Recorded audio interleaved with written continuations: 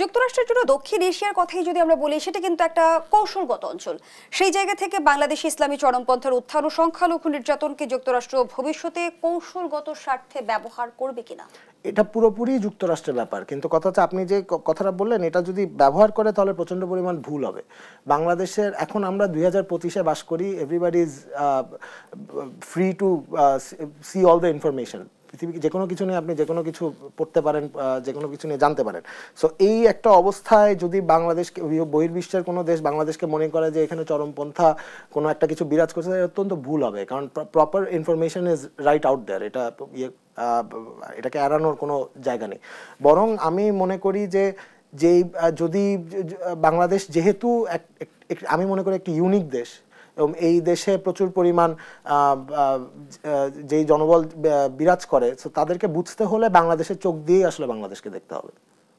এবার একটু চীন সফর নিয়ে আলোচনা আসতে চাই। আমরা যেমনটি জানি, প্রধান উপদেষ্টা অধ্যাপক ডক্টর মোহাম্মদ ইউনূস আগামী 26 মার্চ 4 দিনের জন্য চীন সফরে যাচ্ছেন। সফরসূচিতে কি কি কর্মসূচি আছে? প্রথমত উনি 26শে মার্চ চায়নায় গিয়ে পৌঁছাবেন, এবং এখনো পর্যন্ত আমরা যতদূর জানি যে উনি বোয়া ফোরামে, যেটা হচ্ছে বলা হয় যে এশিয়ার ডাভোস, সেখানে বক্তব্য রাখবেন। এশিয়ার বিভিন্ন লিডার সেখানে আসবেন। এছাড়া হচ্ছে 28 তারিখ চায়নার প্রেসিডেন্ট শি জিনপিংয়ের সাথে তার বাইল্যাটারাল একটা বৈঠক আছে। এছাড়া হচ্ছে উনি পিকিং ইউনিভার্সিটিতে একটা বক্তব্য দিবেন স্টুডেন্টদের কাছে। এখনো পর্যন্ত যেহেতু the schedule is also in the working process, তো এখনো পর্যন্ত অনেক কিছু ঢুকছে, অনেক কিছু বেরোচ্ছে, বাট এগুলো মোটামুটি কংক্রিট। এবং সময় যতদিন যাবে আমরা ততদিন আরো বুঝতে পারবো যে চায়না সফরটা কি কি, প্রধান উপদেষ্টার কর্মসূচিগুলো কি কি থাকবে। বাংলাদেশের সাথে ভারতের সম্পর্কের আমরা যদি বর্তমান অবস্থানটা বুঝতে চাই, সেটি কেমন? ভারতের সাথে তো আমি মনে করি আমাদের বাংলাদেশ এবং ভারতের সম্পর্ক সবচেয়ে ভালো হওয়া উচিত। এবং ভালো হওয়া উচিত কারণ এটা ছাড়া আমাদের দুই দেশেরই কোনো গতি নাই।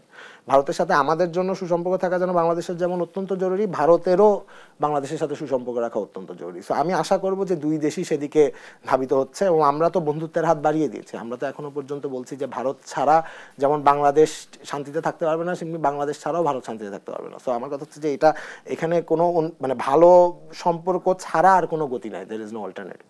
সম্পর্ক উন্নয়নের ক্ষেত্রে বাংলাদেশ যে মনোভাব পোষণ করছে, ভারত কি একই ইতিবাচক মনোভাব পোষণ করছে? সেটা একদমই ভারতের ব্যাপার। কিন্তু ভারত যদি সেই মনোভাব প্রকাশ না করে, বা সেই মনোভাব যদি না, আমাদের মিউচুয়াল মনোভাব যদি না থাকে, তাহলে আমি বলবো যে এটা ভারতের জন্য হয়তো মানে শেষ পর্যন্ত এটা উচিত হবে না বাইলেটারাল সম্পর্ক। কারণ আমরা we share the largest border. So এখানে আমার মনে হয় না যে কোনো জায়গা আছে যেখানে আমরা বন্ধুত্বপূর্ণ সম্পর্ক ছাড়া অন্য কিছু চিন্তা, মানে ওই চিন্তা করার স্কোপটাই নেই। আমাদেরকে একসাথে খুব ভালো মতো থাকতে হবে যদি আমরা চাই যে দুই দেশেই সামনের দিকে এগিয়ে যেতে পারে।